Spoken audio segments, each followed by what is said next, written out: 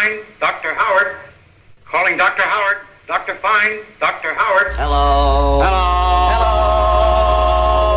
Hello. Hello. Hello.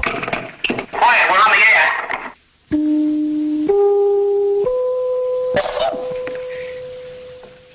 This broadcast is coming to you through the courtesy of Brighto and its 6 delicious flavors: chocolate, vanilla, cranberry, strawberry, and raspberry. Get away from here. Are you listening? Ba-ba-ba-boo, ba-ba-ba-boo, ba-ba-ba. Now don't go away, ladies and gentlemen. We'll soon be with you. Boom. Cuckoo. Welcome to Stooged, a retrospective podcast hosted by yours truly, Zach Kinney. Join me as I cover the legendary history of the Three Stooges, spanning 48 years of ups and downs, laughs and yucks. Brought to you by the Smoke Signals Podcast Network. And now, here's the show. I feel better already. What was wrong with you? Nothing. For duty and humanity. Now, children, I'm going to tell you a bedtime story. Oh, good. Tell us a bedtime Wait story. a second.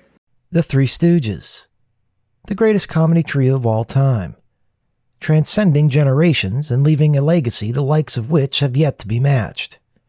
You may have heard of them. You most likely remember some incarnation of their iconic trio, or caught an appearance on a rerun of an old cartoon. Maybe you just saw the 2012 movie reboot. But the whole story is something to behold. Moe, Larry, and Curly are the most recognizable of the few lineups that make up the group. But those most iconic names were not originally synonymous with the trio. Their story, in fact, goes much deeper. The Three Stooges would bear 6 members over the course of their 48-year career, their adaptability and creativity establishing themselves as mainstays to American culture. Moe Howard, Larry Fine, Curly Howard, Shemp Howard, Joe Besser, and Curly Joe Dorita would prove to become far more than your average Stooges. From vaudeville to short subject serials to movies, television, and cartoons, the Three Stooges would usher in an everlasting charm and sincerity as they honed their slapstick craft, enduring countless hardships and loss in the process of becoming so beloved. It all would arguably start with one man. I thought you were going to tell us a bedtime story. I'll tell you a bedtime story. Relax.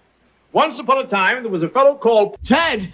Ted Healy. Mr. Healy. Ted Healy. You better talk to Ted Healy first. The hell with Healy. You didn't do so bad by Healy.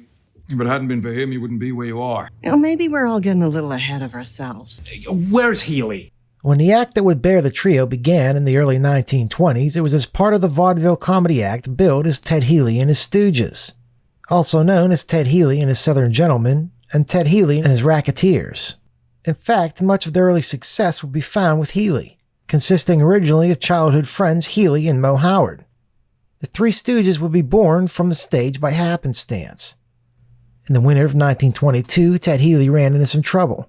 His German acrobats had just walked out on him after a fight. Unbeknownst to him, his old friend Moses Horwitz, also known as Moe Howard, had ventured out to the Brooklyn Prospect Theater that night to see him perform. It was then that Healy asked Moe to help him through the week to keep his contract up. Even though the two hadn't seen each other in 10 years, Moe accepted the offer. Soon, Moe found himself in the midst of Healy's famous set piece, the Fire and Water Act. It was while performing the trick that they spotted Moe's brother, Shemp, in the crowd. It was also during those resulting nights, as part of Healy's raucous vaudeville act, that Moe and Shemp Howard would first taste success.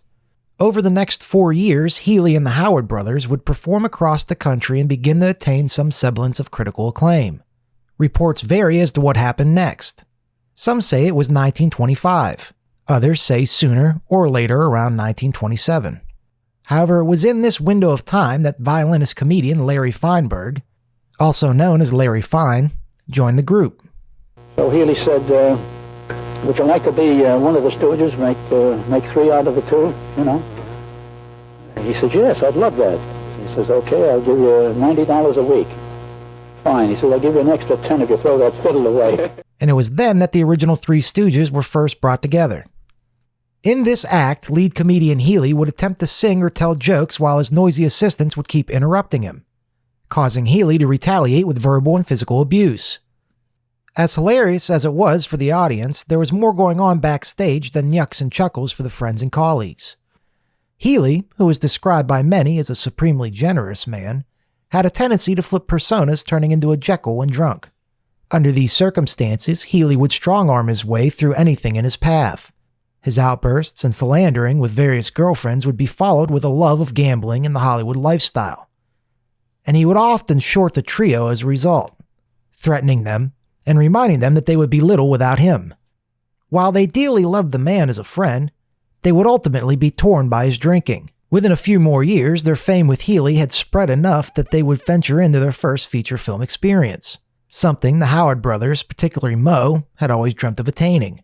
Ted Healy and his Stooges, plus comedian Fred Sanborn, appeared in their first Hollywood feature film with 1930's Soup the Nuts, released by Fox Film Corporation. The Stooges had made it, in more ways than they first thought. Though the ensemble film was not a critical success, the Three Stooges' performance was singled out as memorable, leading Fox to offer the trio a contract, minus Healy.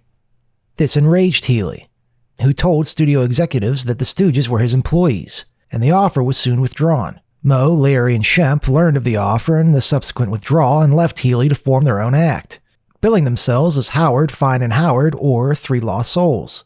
The act quickly took off with a tour of the theater circuit. Healy attempted to stop the new act with legal action, claiming they were using his copyrighted material. There were also accounts of Healy threatening to bomb theaters if Howard, Fine, and Howard ever performed there, which worried Shemp so much so that he almost left the act. Reportedly, only a pay raise would keep him on board. Three boys left Ted Healy because they were offered more money in the RKO Orpheum circuit. How much, I don't know. So he needed three replacements. They couldn't use the name of Healy Stooges, of the Three Stooges. So they call themselves Howard, Fine, and Howard. Shemp, Moe, and Larry. Now, Ted's got an audition of Stooges. Now, I never saw that type of comedy before. You hit each other, poke your eyes. I never saw that. I never saw their act till I got an audition. I went on the audition, and I went up to say hello to Ted. He gave me a bang in the head you never saw in your life, and I got so mad. I jumped on him, bit his ear, grabbed his nose, hit him back. He says, "You're hired. Get in the corner." You know why he did that? Get the reaction from you. That was the whole thing. I think the reason he hired us when the Three Stooges, it was for revenge for the three guys to see that they can be replaced. Not saying we were as good, which I don't think we were, but it was his mind that he knew we weren't as good. What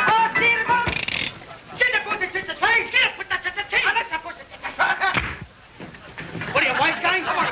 What are you getting? Wait a minute!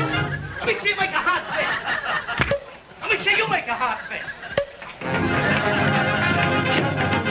Wait a minute! Pay me the $50,000, I'll foreclose this mortgage, you mouse! I won't pay it. Pay me the $50,000, I'll foreclose this mortgage, you mouse! I won't pay it. Don't get excited, it's in the mortgage. Pay me the $50,000 or I'll foreclose! I won't pay it. For goodness sakes, pay him the money! So he was good to work for when he was not drinking. And finally, thank God, we went to Ted and said, "Ted, we like to do our own act." He didn't fire us. And about 2 weeks later, we were rehearsing, we walked down Broadway, and I see Ted with the three guys. They would all eventually rejoin Ted Healy, but soon the constant worry, stress, and nervousness that he experienced was all too much for him to take. Shemp would leave the act, going solo, far away from the Stooges and Ted Healy. In 1932, Shemp got the opportunity to play the character Nobby in Joe Palooka pictures on the coast. And it seemed like a great opportunity for Shemp. And he was reluctant about leaving. He said, "Well, what are you going to do for a third man?" I said, "Shemp, don't worry about that. Grab your opportunity and we'll get the kid brother Curly in." With Shemp gone, Healy and the two remaining Stooges, Moe and Larry, needed a replacement. So Moe suggested his younger brother Jerry Howard. Healy reportedly took one look at Jerry, who had long, chestnut red hair and a handlebar mustache, and remarked that he did not look like he was funny at all. Jerry left the room and returned a few moments later with his head shaved. quipping, "Boy, don't I look goily." Healy heard Curly, and the name stuck.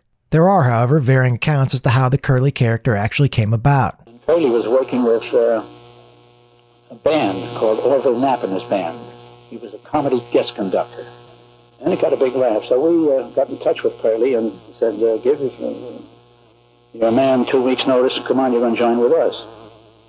Of course, Shemp had the long hair, he used to push it back over his ears, and Larry had the wild hair, I had the bangs, and he had brown, wavy hair and a mustache, waxed-tipped mustache. And he said, well, don't worry about how I wear my hair, I'll be back here in a half hour. And he was, and he wore a cap. When he took the cap off, he was as bald as a cue ball. Looked like a naked eggplant. Curly would prove to be the pivotal piece in the Three Stooges puzzle, unlocking for them a higher level of success than ever before, and marking the beginning of the true end of the Stooges' relationship with Healy, albeit not without first completing a new lucrative one-year contract with MGM in 1933. For the Three Stooges, the best indeed was yet to come. We will now pause for station identification. This is NUTS. When you hear the conch on the dome, it will be 3 o'clock, Bologna watch time. 3 o'clock, Bologna watch time. 3 o'clock, Bologna watch time. It must be 3 o'clock.